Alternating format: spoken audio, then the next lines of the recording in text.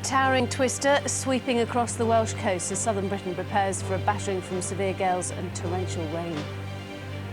Good morning, this is the News Hour on GMTV. It's 6 o'clock on Monday, the 12th of January.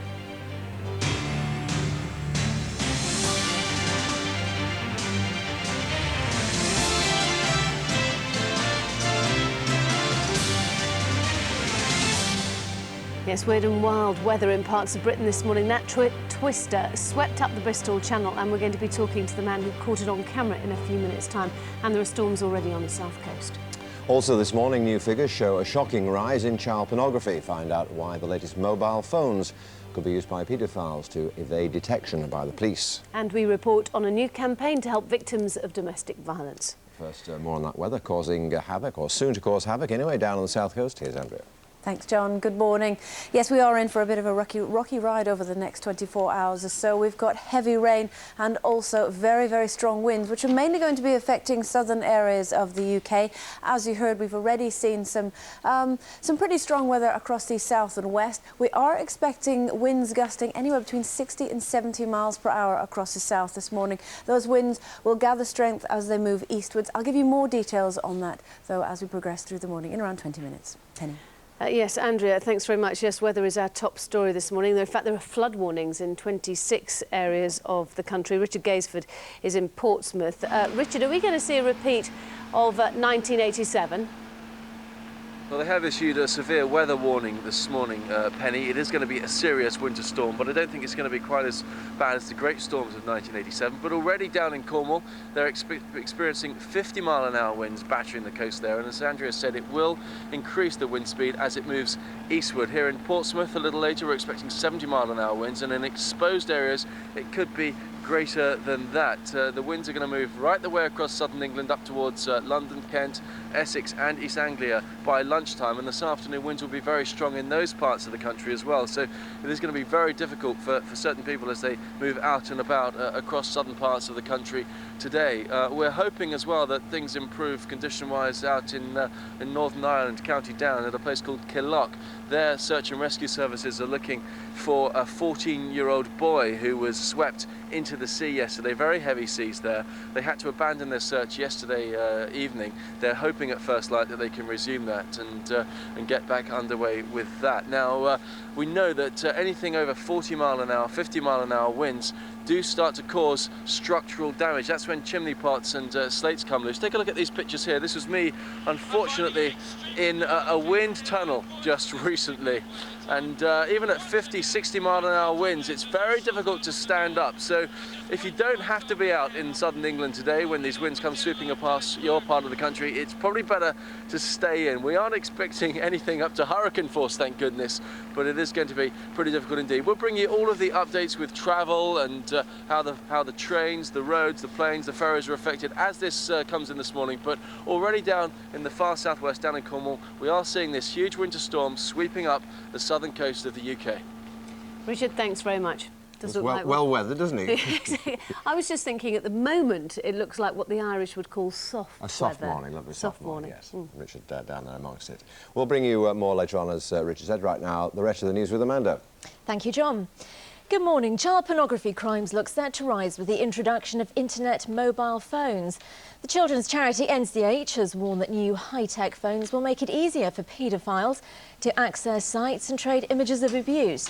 The latest figures show that such crimes have increased dramatically since the late 1980s, mainly as a consequence of the internet, which allows paedophiles to prey on children anonymously.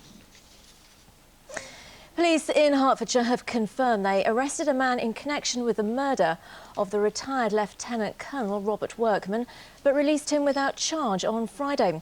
Well, Cordelia Kretschmar is in the village of Furno Pelham. Cordelia, good morning to you. So, an arrest, but no nearer solving this crime? No, police really are mystified by this murder, and shock is now turning to fear and suspicion here in the village after police revealed they're working on the theory that the killer may be living right here in the village.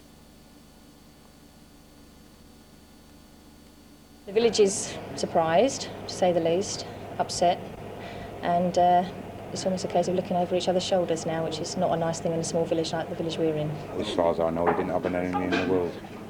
everyone liked him in the village. People are just saying, I can't believe it's happened. Now, it's just possible that the key to this mystery lies 3 miles away in the neighbouring village of Bropham. Police have removed a phone box from that village for forensic tests. 90 minutes before the elderly colonel's body was found on Thursday morning, a 999 call was made from that phone box. No address, however, could be given, but an ambulance was called. Police are today also thinking about whether to request all shotguns to be handed in from the area for ballistics tests, and they'll also today continue to question all villagers here in the hope that someone can throw some light on the question everyone, simply everyone here is asking, who on earth could possibly have killed this well-respected elderly colonel? Indeed, Cordelia, thanks very much for that. 3 men will appear in court in Liverpool today, charged with the murder of the Lancashire businessman Michael Howard. Mr Howard and his wife were unloading luggage at Liverpool airport last week prior to a holiday, when a group of men attempted to steal their car. In the ensuing struggle, Mr Howard was run over and killed by the vehicle. A top Ministry of Defence doctor has backed claims that vaccines given to soldiers before the Gulf War caused a range of debilitating illnesses, which later became known as Gulf War syndrome. The MOD had always denied that the cocktail of jabs were responsible for the failing health of Army personnel. But a new study commissioned by the War Commission's agencies says there is a link between the vaccines and the syndrome. Finally, many of you will have seen stars and their doubles on Saturday night, and Anthony Whitehead being crowned winner for his uncanny resemblance to Justin Timberlake. Well, the fun didn't stop there. Kathleen Wood hit the town with a lookalike to test his effect on those who know him best, the fans. Well, we're hitting the town tonight, see what it feels like to be Justin Timberlake, aren't we, Justin? Yes, we are. AKA Anthony Whitehead, who won stars and their doubles on Saturday. Cheers. I'm not joking, it's Justin! While the real Justin Timberlake was inside Earl's Court strutting his stuff, his lookalike was lapping up all the attention, signing autographs and kissing fans. But the best was yet to come. We're just going to see if we can get Anthony into Justin's private party. Let's go. Let's go. Nice to meet you, mate. You okay, mate? Well, just to let you know, Justin Timberlake is inside. Unbelievably, we got in, and incredibly, it took nearly 5 minutes before we were made to leave. We got into Justin's party! We're now getting Yeah, come on, guys. How did that feel? I can't believe it. It's unbelievable. It's probably one of the best adrenaline rushes I've ever had in my life. Unbelievable. Justin, watch out. Anthony will be after Cameron next. That looked great fun. It's 8 minutes past 6. I'm back with an update at 6:30. Penny and John. How fantastic. Except that I suppose when I go in, I get turned away anyway. No, I think... Turfed out without even getting in. What's remarkable is how much he looks like him. It's spooky. Seeing him on the shot. You look so like John Stapleton. I know, it's spooky. that's astonishing. Yeah, people keep stopping all the time. Yeah. We'll be seeing young Justin, as it were, later on in the programme, about 10 to 7. Let's have a look at the morning papers. Sunny's on a story saying that the Army's top brass have warned of a crisis in confidence last night. That's following the resignation of Colonel Tim Collins, the Iraqi war hero. The Daily Express has done a survey saying that 97% of people in that survey supported Robert Kilroy's survey. They say he should get his show back. Well, he's only been suspended, hasn't been axed yet, we should make plain. Daily Mirror have a tale saying that Ian Huntley pleaded with a female pen pal to send him a photograph of her in a Manchester United shirt. Still with football, in a way, I suppose. George Best may kill himself if he sees his wife, from whom he's separated, Alex, on TV. He's on suicide watch, according to The Star.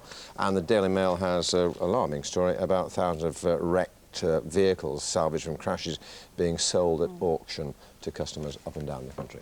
The Guardian, Blair admits weapons of mass destruction may never be found in Iraq. The Daily Telegraph says that cut-price drugs hitting the streets, cheaper cannabis, heroin, cocaine and ecstasy may mean that the war on supplies is being lost.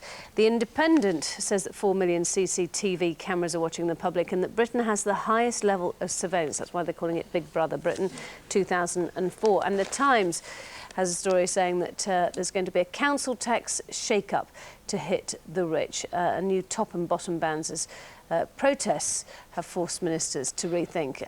And the picture there is of that tornado there. They're saying, where's Incy Wincy Spider? The waterspout bearing down on South Wales yesterday. That spectacular tornado, as you saw there, a photograph, but it was actually captured on film as it swept along the Bristol Channel. Well, Matt Arnold joins us now from Roosa in South Wales with the Davenport family who enjoyed a ringside seat as that twister passed over. Matt. Morning to you, Penny. I'm standing outside in Roost, right on the seafront here. Behind me is the Bristol Channel at the murky end of the garden. It's not very nice at the moment. In fact, it's raining cats and dogs. So let's go inside and meet the Davenports. It's Paul and Louise, as you rightly said. Now, you were basically in your house yesterday afternoon, about 1 o'clock, just having a normal sort of Sunday, and what happened? Yeah. I was literally picking up a toy from my 2.5-year-old boy, and just sort of got back up, and there was Louise framed by a 2,000-foot tornado. That's so incredible. I thought, yeah, it was a pretty magnificent sight. A little bit unnerving because you think if there's a left turn, that we're gonna bite a wee bit. So of course the first thing I thought of was my family's safety. But let's get the video camera and take a bit of footage of it. And yeah, it was pretty amazing. Well, it's coming up on your TV in the lounge here at the moment, and I can see too. That's just at the bottom of the garden there. Louise, what did you see? What did you think when you saw it? Oh, I panicked, and I had my 2-year-old and little boy in my arms, and I just panicked. And then it was like, quick, it's moving fastly, quick, take some footage. It really does look very impressive, 2,000 foot high. Now, do you get the idea of the scale? I know it's the Bristol Channel out there, and on the other side it's England and you know, the Mendips and all of that. Is this a funneling area? Is that why we got tornadoes down here, do you think? Well, if you do the boring research on the internet... And have you? Yeah, unfortunately last night, yeah, when I knew the guys were coming down, I did. But apparently we're more prolific to tornadoes than the US because of the size of the UK. But, yeah, it was very difficult to, you know, look at the scale of the thing, but because of, you know, the cloud being drawn down, the sky went pretty black. Apparently the water levels rose up. There was hailstorms before it, no rains of frogs or anything like that. And then, you know, we just saw this fantastic funnel just moving eastwards along the channel. Sort of got a bit of footage of the bottom of the funnel as well. You can see the water being sucked in and sort of going up how high it was. Difficult to say how big it was to start off with, but you know, you can see it was pretty big. Because we're looking over here, you know, the Somerset and Devon coast, and it was pretty dwarfing. So the guys on the other side must have had a pretty good view of it as well. But yeah, I mean, a magnificent sight. But I was quite amazed that apparently we see more of these over here than we do in the US. Well, thank you very much for letting us see your footage of it. It was really good. And, well, more from Tornado Coast later in the programme. Thank you very much, Matt, Tornado Coast. It was yesterday, anyway. 12 minutes past 6 is the time now for some sport. Manchester United is still top of the Premiership this morning, but their lead has been cut to just 1 point. They drew 0-0 with Newcastle yesterday, which allowed Arsenal to close the gap at the top of the league. Here to discuss that and other matters, our old pal, chief sports writer of the Daily Star, Brian Woolner. Not at their best, United, yesterday, were they? Not at their best, and they'll be, I suppose, happy just to get a point out of it, because it was a clear penalty. Shearer brought down by Tim Howard, and it goes with the history, doesn't it? Yeah. United haven't had a penalty against them for years and years. And as Alan Shearer said, you wouldn't expect Alan Shearer to get a penalty in front of the Stretford end. Yeah. But it was a penalty, and Paul Durkin was big enough afterwards, John, wasn't he, to admit there's the contact, he goes down, and it was a clear penalty. Sure. Do we want video evidence in the game for that? I don't think so. You have to rely on the referee. Video evidence for if the ball crosses the line, but not for me for penalty decisions. Yeah. But it was a definite penalty. And I have to say that Durkin did well afterwards, and I wish some of his other colleagues would be as big and brave enough to go in front of a camera and say, I made a mistake. I wish the one who refereed Manchester versus Portsmouth did the same, because he did almost exactly the same thing, twice actually. That's by the way. Let's move on, because United are also hitting the headlines regarding the transfer of Tim Howard, the goalkeeper we just saw there, and allegations that a colleague of Alex Ferguson's son received a payment in relation to that transfer, which would not keep the FA very happy, would it? No, it's a bit messy, this one, and it's not the first time, is it, that the FA have investigated transfers. Certainly not. We're not now referring to Manchester United. And you just wonder whether it comes to anything, because we've heard of these deals or alleged deals before, and the FA saying, yes, we're going to investigate this, and nothing happens, because we know that deals go on and things behind the scenes, or as we have to say, it's claimed. And I hope that there is a full investigation. It's interesting that the Daily Mail on the back page this morning are carrying a story that the United board are not particularly happy with it. Yeah. And of course, if they're holding their own investigation, it's not what United need, is it? You know, when they're challenging for the Premiership, the Champions League just about to reopen. An unwelcome distraction, to put it mildly. Yeah. Let's go back to the action. Convincing win for Chelsea at Leicester yesterday. Jimmy Floyd Hasselbank back in the thick of it. Look at those goals. Nice little back foot there for the first goal. They had to win, didn't they? Having lost at home to Liverpool, big deflection for the second, and they were in the mood. You could tell straight away that they realised they had to win. That's Mutu scoring a goal that he's definitely needed. He hadn't scored for some time. And the fourth coming up from Babiaro. Not often he gets on the score sheet. Chelsea were expected to win, and it does end a little bit of speculation because it seems that you lose 2 or 3 matches in the Premiership and you're in trouble. We've had it with Houllier, and then it was Ranieri. And we're having it with Kevin Keegan, of course. Indeed. Well, that's what I might discuss. I mean, some speculation that if City lose at Leicester in the replay of the third round of the FA Cup on Wednesday, Keegan may lose his job. What do you think? Well, Keegan always seems to walk away from jobs rather than be sacked. You know that if he feels he doesn't want it, he will. I was interested that Eyal Berkovic called him a baby at the weekend. He is a bit of a baby, Kevin, when the pressure really gets going. But City can't afford to go down. They're £50 million in debt. They've got a huge wage bill.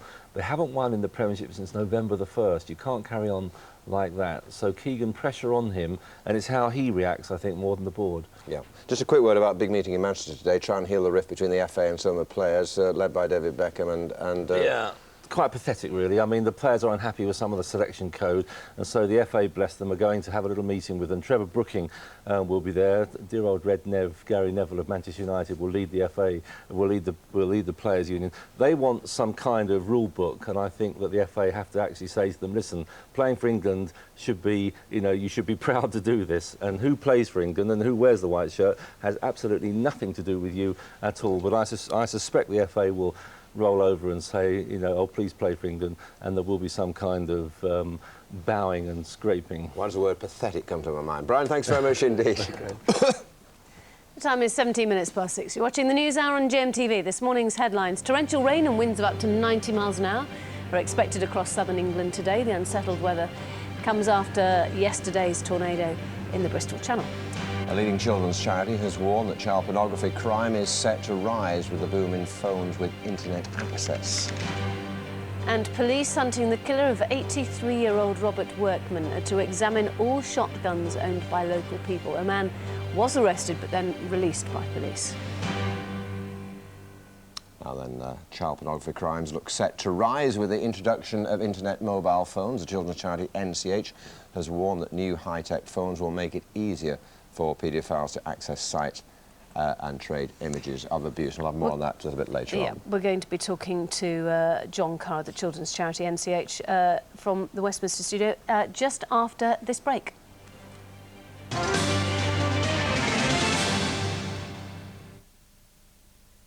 Are you feeling a little blue? A cold winter got you down? Well, ITV1's set to warm you up. Trust me. So get ready to rumba. How about a brilliant night? With Wish You Were Here today. Then a holiday show with a twist. It's for people who just cannot make up their mind about where to go.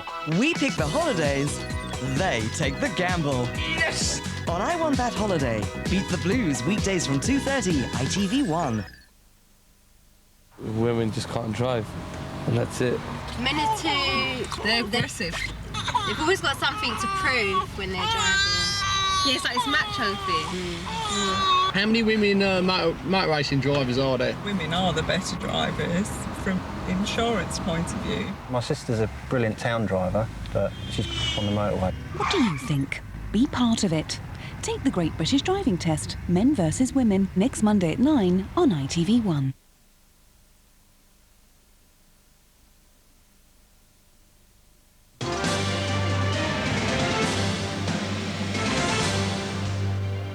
Now, as we reported in the news, the growth of the internet has created a huge rise in child pornography, according to a new study. The number of offences rose by 1,500% between 1988 and 2001. And child welfare experts fear that the latest mobile phones, which have internet access, will make it easier for offenders to escape detection. John Carr of the children's charity NCH joins us now from our Westminster studio. Good morning to you. Morning. So first of all, why do these new internet mobile phones make it easier for them to get away with it? Well, The good news is that the mobile telephone companies are aware of the potential hazards, and we're working with them to try and minimise that possibility and minimise that risk. One obvious way is, for example, with pay-as-you-go phones here in the UK. When you buy one at the moment, there's no necessity, no obligation for you to register who you are, where you live, or any other details about you. Well, what we've been saying to the mobile phone companies is once internet access becomes commonplace through these handsets, that has to change. Otherwise, the same possibilities that exist to detect crime over the internet using a fixed PC simply disappear. So you want the mobile phone companies then to actually not sell pay-as-you-go phones? No, we don't have a problem with them selling pay-as-you-go phones, but what we do want to see a change to is if those phones are going to have internet access, and if therefore these possibilities of abusing children or gaining access to illegal material are going to be there on a device that's going to be in your hand on the street or wherever you might be, then it's much more important in that context to know who each individual user are. So it's not about stopping the sale of pay-as-you-goes, but it's making it safer in the new era of internet access. So essentially you want people, for example, to go in and if they want one of these phones to have to actually show their ID? If they want to get internet access, or if you want to get access to a whole range of other adult content and services, then they have to at least prove that they're over 18 and that the mobile phone companies will have some means of tracking who they might be. Now, it's a major change in the way pay-as-you-go's worked in Britain up to now. Now, when I introduced you, I was talking about the number of offences rising by 1,500% between 88 and 2001. Were these paedophiles always with us, or is it just now that they have easier access to child pornography? Well, of course, we've absolutely no way of knowing for sure what the answer to that question is, because we'd no benchmark data about the number of paedophiles that existed or the amount of child pornography that was in circulation before the internet came along. What I'm saying is, in my report, however, is if you look at all the accumulating evidence, like the numbers you've just quoted, if you look at some of the studies that have been done in America, for example, which show a direct link between the possession of child pornography and the abuse of children, and you map that against the growth of the internet, then it seems very, very likely, very, very likely, that it is the internet that is in fact facilitating this massive explosion in child pornography offences. John Carr, thank you very much. Time now 22 minutes past 6. A very good morning to you if you're just joining us. Now, in the time it takes me to introduce this next item, someone in the UK will have been a victim of domestic violence. The Sun newspaper is this week naming and shaming men who are guilty of domestic violence, and our next guest is their first case study today. Her name is Claire Overton, as you can see her there, alongside Lisa King from the charity Refuge. Very good morning to you both. You look absolutely marvellous this morning, but nine months ago you didn't, did you? No, I didn't know. No, Tell us what happened. I kicked my husband out of the house because he was on heroin again. And my son was 9 months old. And he went down to Reading to try and sort himself out. Anyway, it turned out it got worse down there. So I stopped him from coming home. Anyway, he didn't take any notice. He broke in and punched me. And so I fled to my parents that weekend and stayed there. And he was threatening all weekend to slash my face, cut my throat out, kill me, anything, you know, to try and get me to take him back, and it just didn't work. Eventually he did come down to your parents' house? He did, on the Monday morning. It was about 9:20, and I'd put Lewis downstairs, I'd dressed him and everything, that's my son. And I'd gone upstairs myself, and I heard my mum talking on her phone to my dad, and she said, he's here, he's outside. Anyway, he was apparently fiddling about with something, and he cut the phone line, and then he'd smashed the window. And he came in and he attacked you? He did, yeah, yeah. With a knife? He did, yeah. Tell us about the nature of that knife attack. I actually didn't see the knife in his hand, but it hit me at the side of the head, and I landed on the bed.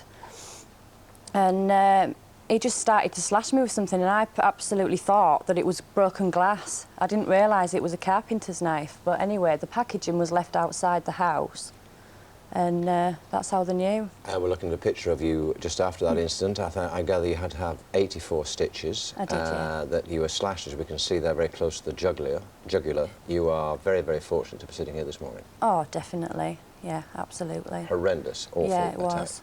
And I have to say, Lisa, although an extreme example of what you're talking about, by no means an isolated incident, is it? No, absolutely not. The statistics talk for themselves. 2 women are killed a week as a result of domestic violence. And Claire, who's very brave today, speaking out, has obviously had a very harrowing experience. But there are thousands of women who are coping with domestic violence every day of their lives and sadly will wake up today to experience exactly the same. But it's not just about physical violence, it's also about mental, emotional and financial. And we're really encouraging, women who are very sadly in these circumstances to be brave enough to speak out and to talk about their experiences, as Claire has done, which is fantastic. And to make the first point of contact to get the help they need. And you're doing that because I was staggered to discover that on average, women are beaten up or attacked by their husband 35 times before they call the police, which shows just how frightened they are. And perhaps what lack of faith they have in the system, and I'm not just attacking the police here because there's lots of people involved, what lack of faith they have in the system to actually take this seriously, perhaps. Well, yeah, absolutely, and they're also, very concerned about the shame and the, don't want to talk about domestic violence because they feel it's not something that they personally should be experiencing or embarrassed to speak about it. So case studies such as Claire speaking out and others who are in the paper today will hopefully encourage women to show that it's not something that they're experiencing on their own, that it's nothing to be ashamed about, that you should come forward and, if you're not at the right stage maybe in your relationship to seek help from, say, refuge, for example, to possibly talk to friends or to your GP. You, as a result of speaking out and getting your former husband convicted, he was sent now for 9 years, I gather. 6 years. 6 years, yeah. He might serve 4. All right. Are you happy with that? No, I think he should have got longer, really, because I might not have been sat here today. My son could have been left with no parents at all. He's got no father and he could have had no mother. And one day, of course, this guy's going to come out of prison, isn't he? He is, yeah, but we'll get to that stage when we come to it, really. But can I just say about the Sun campaign, it's fantastic, and I just hope many women come forward so they don't get this, really.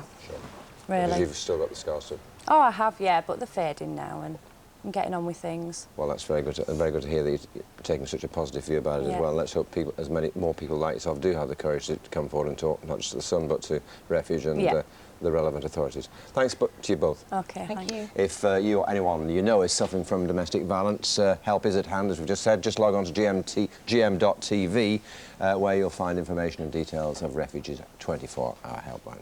Time is 27 minutes past 6. Let's get the weather with Andrea.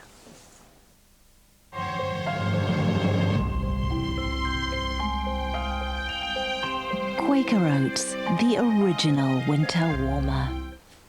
Hello there, we're in for a very unsettled spell of weather over the next 24 to 48 hours or so. We're expecting heavy rain and also gale force winds to be sweeping across us. We've already seen some unsettled weather out to the southwest. What's going to be happening during the course of this morning is we will see those gales sweeping across southern counties of England and also through Wales. So by the end of the afternoon, what we will see is gusts of between 60 and 70 miles an hour pushing across the southeast corner of England, perhaps into Kent, that neck of the woods here. Now, if I just move out the way, you can see we've got another system which is just tucked in behind me across the Atlantic. Overnight tonight, that will then sweep in. So what we will start to see there is increasingly strong winds pushing in across this central region, but we'll concentrate more on that as we go through the morning. This is where the cloud is at the moment. If we just take a duck underneath, what you can see as we clear through, that's the southwest. That's the rain that we saw overnight across Devon and Cornwall. There is a bit of a gap across northwestern areas of England, and then, as you can see, a fair amount of rain falling over northern and western Scotland. Now, it's fairly sporadic. There will be 1 or 2 breaks in that, so it's a fairly showery old sequence, but it is still fairly windy here, but nothing really compared to the strong winds that we're going to be seeing throughout the day across southern counties.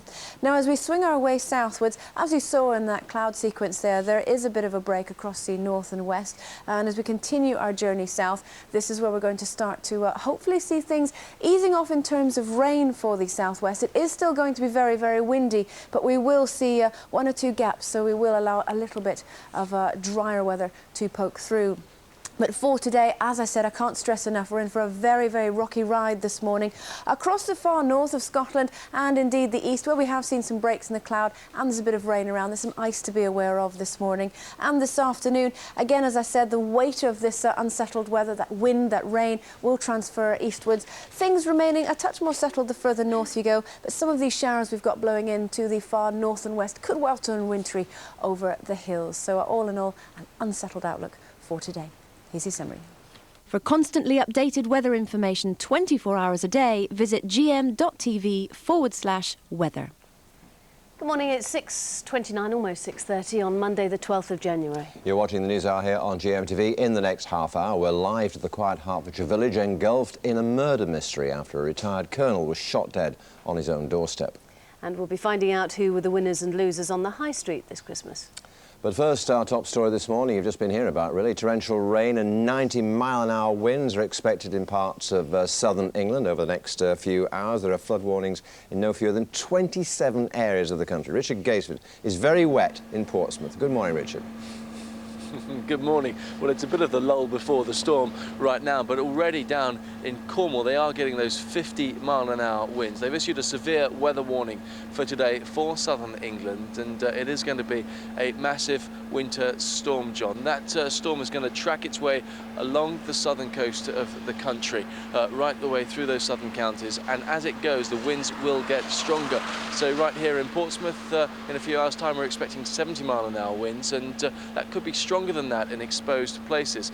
It'll then work its way up through Kent and Essex, East Anglia, also through London, and that's about lunchtime, and by this afternoon you see some pretty strong winds in that particular part of the country as well. Now we are hoping that conditions will improve for search and rescue services out in Northern Ireland, in County Down, a little village called Killock. Yesterday a young boy, 14-year-old boy, was swept into the sea, very heavy seas there. Yesterday a friend did dive in to try and save him. He was pulled out with hypothermia. No sign of the 14-year-old boy, some sign of some of his clothing though, which has been identified by his family, and as soon as first light this morning, if conditions are good enough, the rescue and the search teams will go in again just to try and find him. Now we do know that as winds increase there is the chance of structural damage. That's certainly the case today in southern England. Anything from 40-mile-an-hour winds and upwards, you'll start to see chimney pops wobbling and tiles coming off the roof. Take a look at these pictures here. You'll see me sadly in a wind tunnel just recently,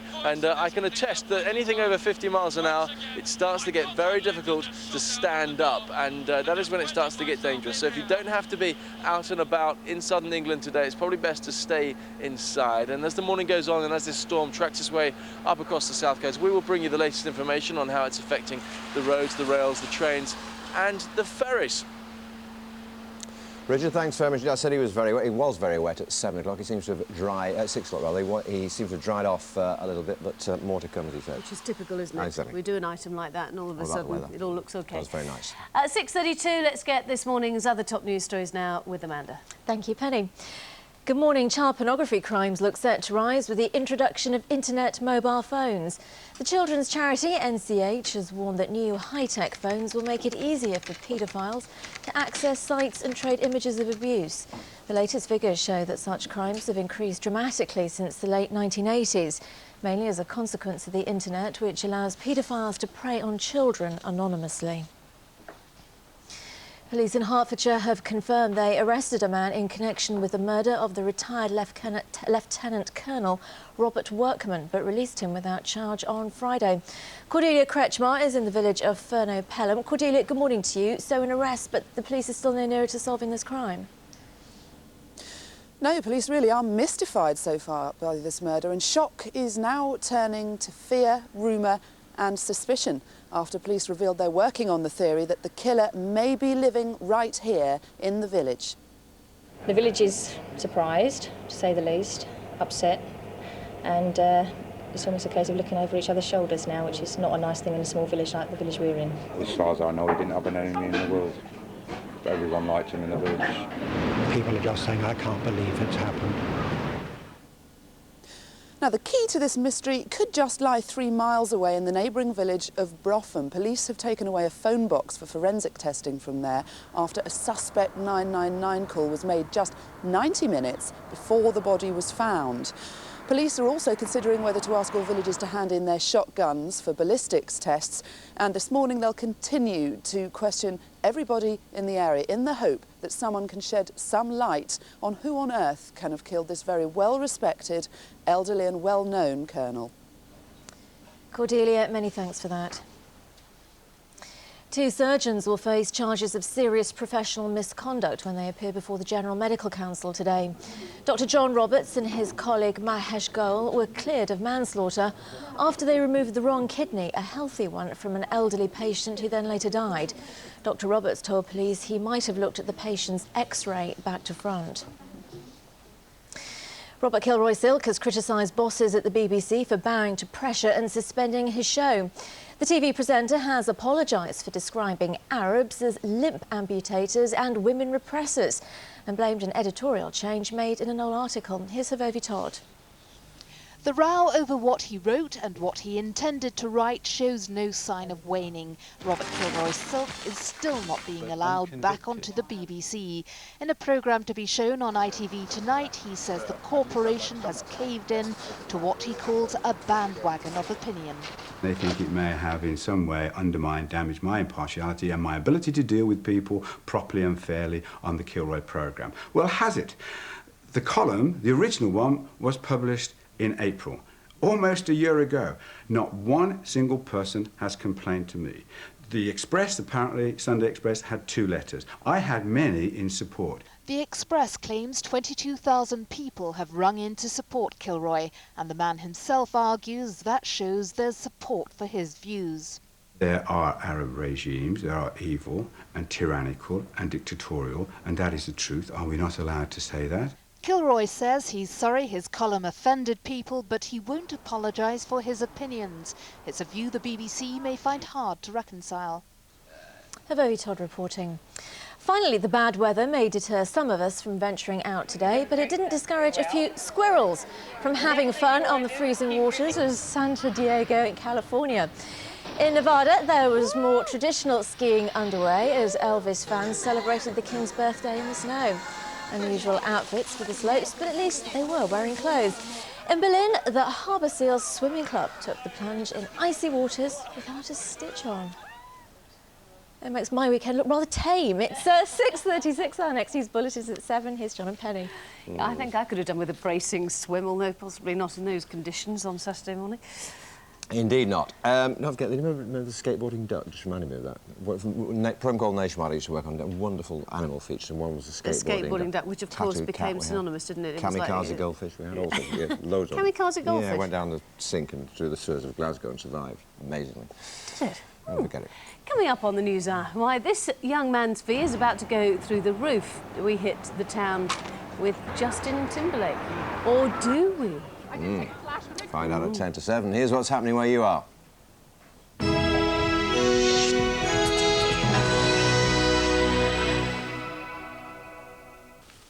Hello, a very good morning to you. Detectives are appealing for help from the community in Moss Side in Manchester following the death of a young man who was shot outside a cafe. They've named the victim today as Nuraini Mumin Sheikh from London. He's thought to have been shot twice in the upper body on Claremont Road on Saturday evening. The 19-year-old died shortly after arriving at hospital. A 10-year plan for one of the North West's most important transport links is being unveiled today. The Highways Agency says the aim is to reduce congestion and improve safety on the M6. So Rahman has the details. It's a familiar sight on the region's motorways, heavy-moving traffic. This sight on the M6 is by no means unusual, but if projected figures from the government are correct, then the increasing volume of traffic travelling on the region's motorways over the next 10 years may cause gridlock as well as economic and long-term environmental damage. This morning, the Highways Agency has unveiled its 10-year strategy to show how they intend to develop the M6 from Warrington northwards to Scotland.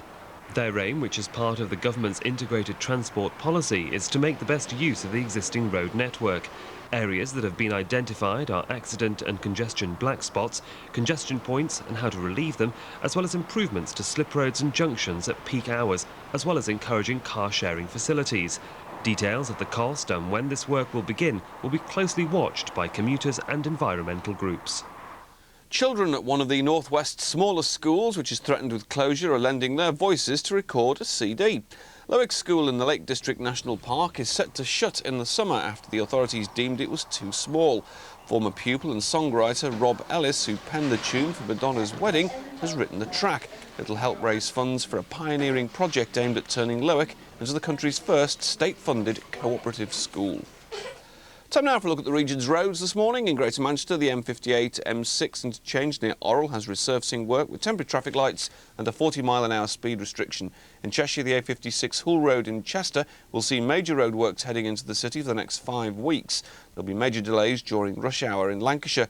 Those bridge repairs continue on the M6 between Lancaster and Preston. On Merseyside, finally, the A58 between Linkway Roundabout and St Helens and Blackbrook has water mains work. I'm back in half an hour. Time now for the region's weather. Brighten up your winter with the fresh smell of summer.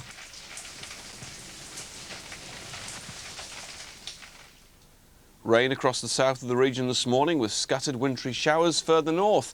Brighter for most places this afternoon, but winds will be strong at times with blustery showers in places. Top temperatures today cooler than last week, 7 Celsius, 45 degrees in Fahrenheit.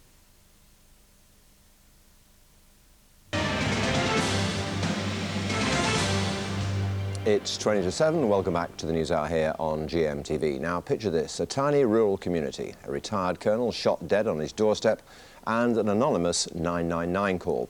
It's a murder mystery with no apparent motive that's spread alarm through the Hertfordshire village of Furno Pelham. Well, in a moment, I'll be talking to the parish clerk, but first this from Cordelia Kretschmar.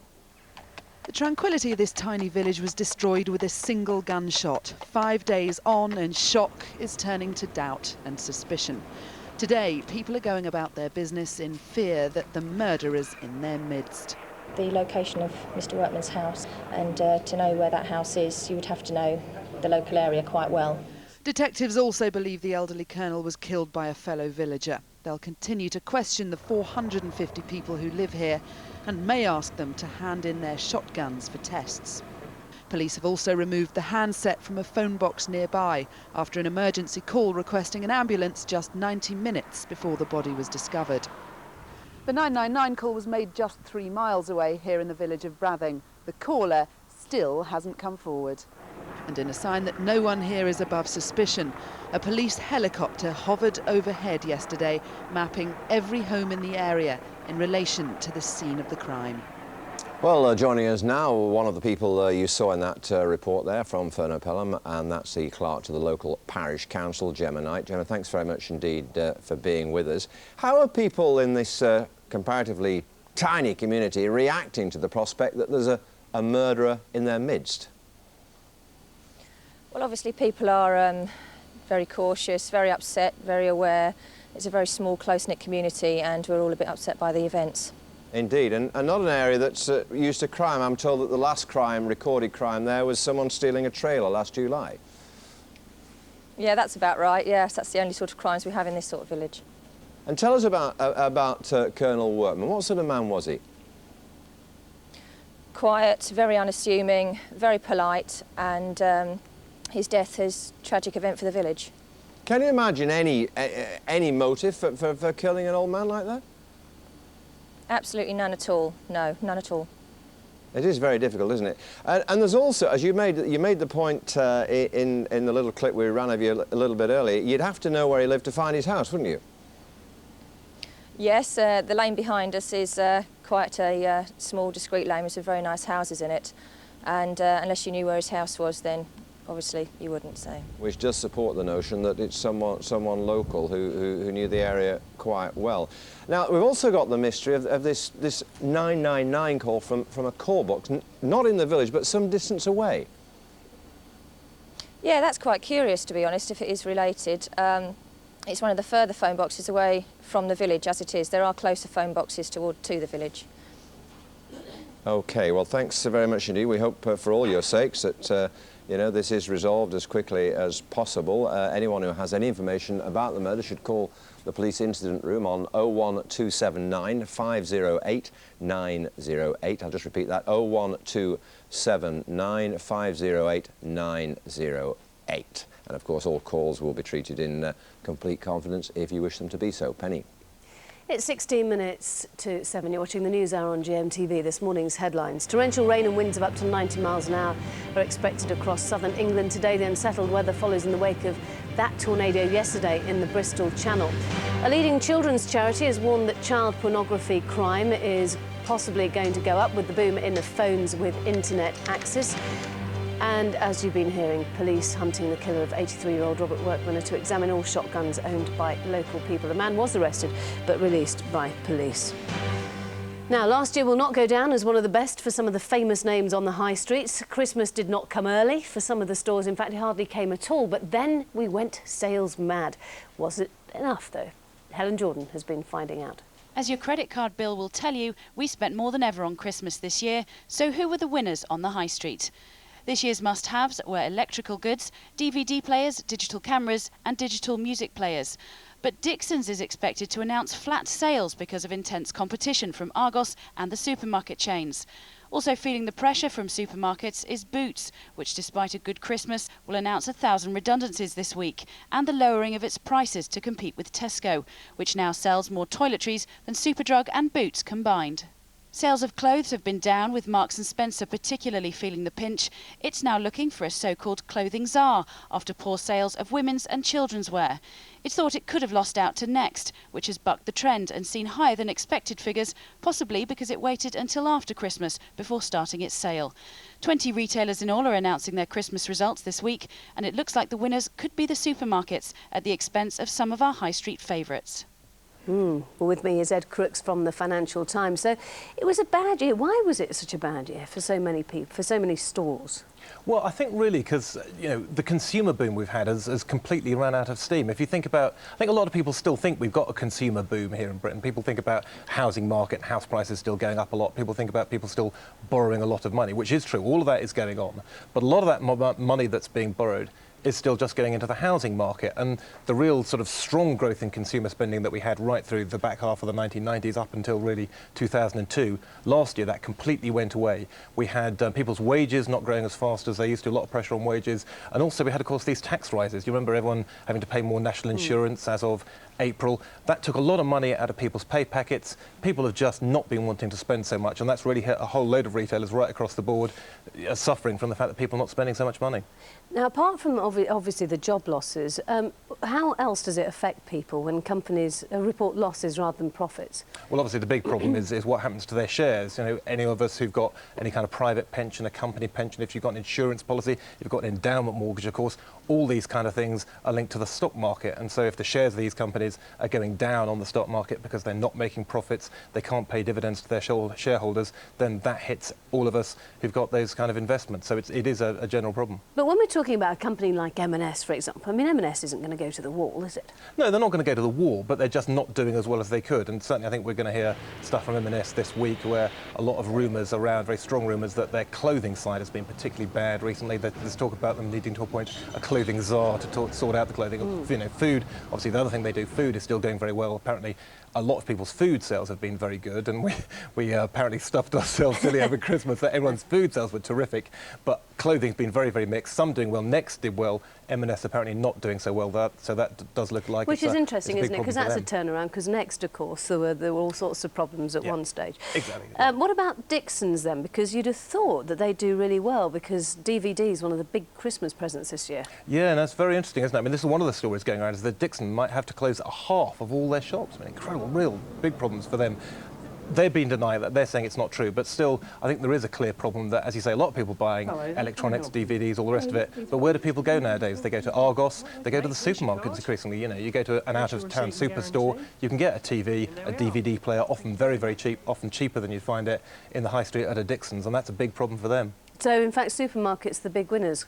Yeah, absolutely. That is, I mean, as always, that's the thing we really have got in this country is a very big, very, very successful supermarket industry. Tesco above all in particular, but Sainsbury, Waitrose, the others are still doing very, very well. And they're the people who are increasingly coming to dominate the British retail scene. Now, the other thing, of course, was many years ago, well, I say many years ago, it was about 3 or 4 years ago when everybody said, internet shopping is going to mean there are going to be no shops left on the high street. Hasn't happened, has it? Hasn't quite happened. Exactly, the fashion came and went. I don't know, I did a bit of internet shopping this Christmas and found it pretty good, actually. Quite a few online retailers. We bought some electronics, bought people digital radios. Obviously, the trendy present for this last Christmas was getting people a digital radio. We did that, and that worked very well over the internet. But still, for a lot of things, people still like to see it. Some people even enjoy shopping, apparently. That's what I've heard. Yeah. And for that, you want to go out to the shops and actually look at things and see what you're getting. So I think there's probably a limit. There's going to be some online shopping going on, but I think there's a limit to how far that can go. Enjoy shopping, surely some mistake.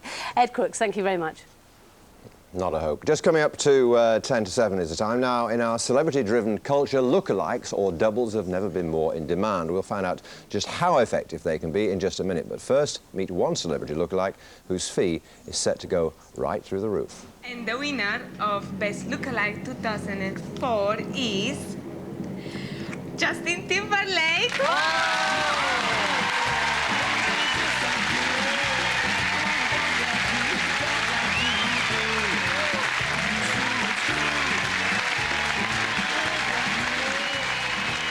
Yes, well, they say he looks more like Justin Timberlake than Justin Timberlake himself. Would you welcome Anthony Whitehead, overall winner of Stars and Their Doubles on ITV on Saturday night, and alongside him, the winner of the Best Film Star lookalike, Michael Douglas, otherwise known as Dennis Holbrook, Hospital Porter. Good morning to you both. You do both look very, very much like your doubles, I have to say. Justin, first of all, did you expect to win? I keep calling you Justin. You see, I've fallen into it already. I'm calling you Justin. Did you expect to win, Anthony?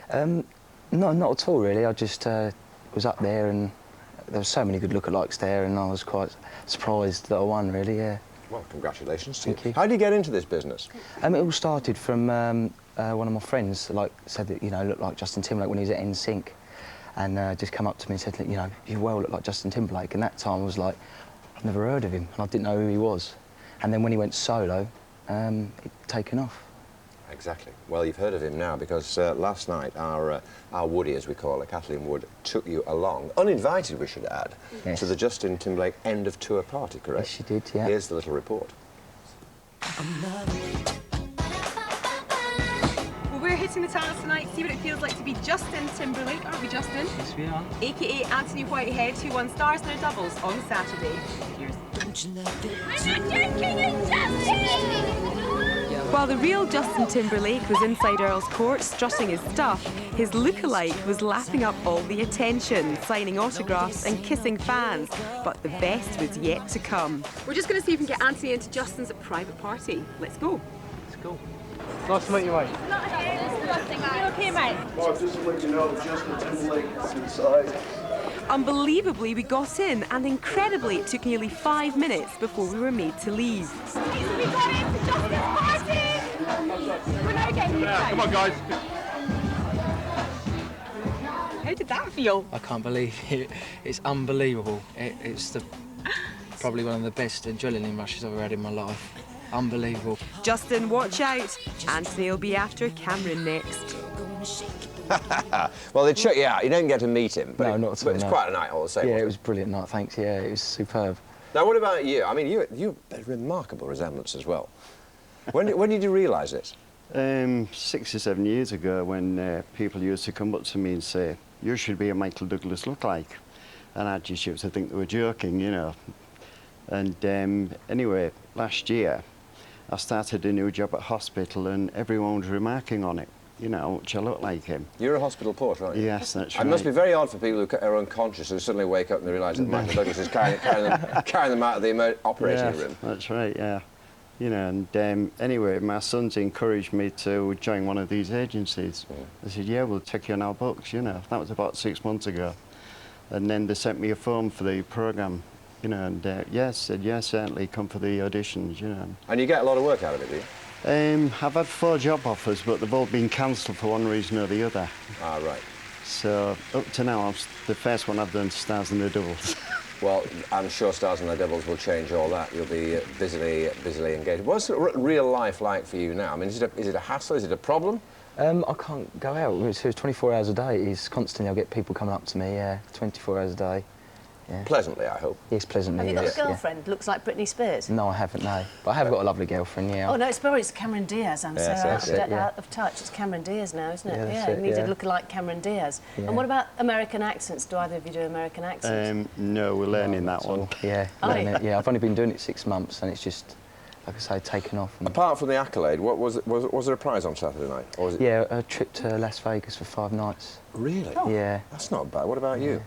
Yes, we got an award. Oh, you got a trophy pot to put on, up in the hospital waiting room or whatever. Yeah. Fantastic. Yeah.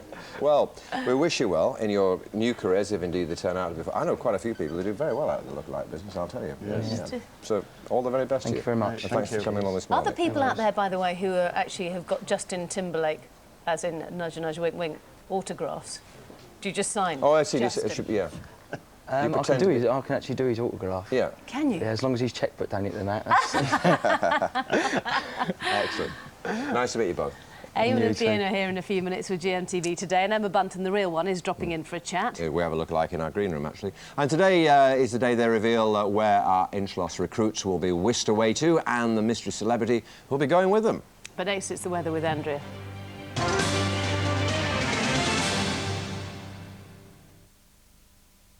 When you turn on your smile, I feel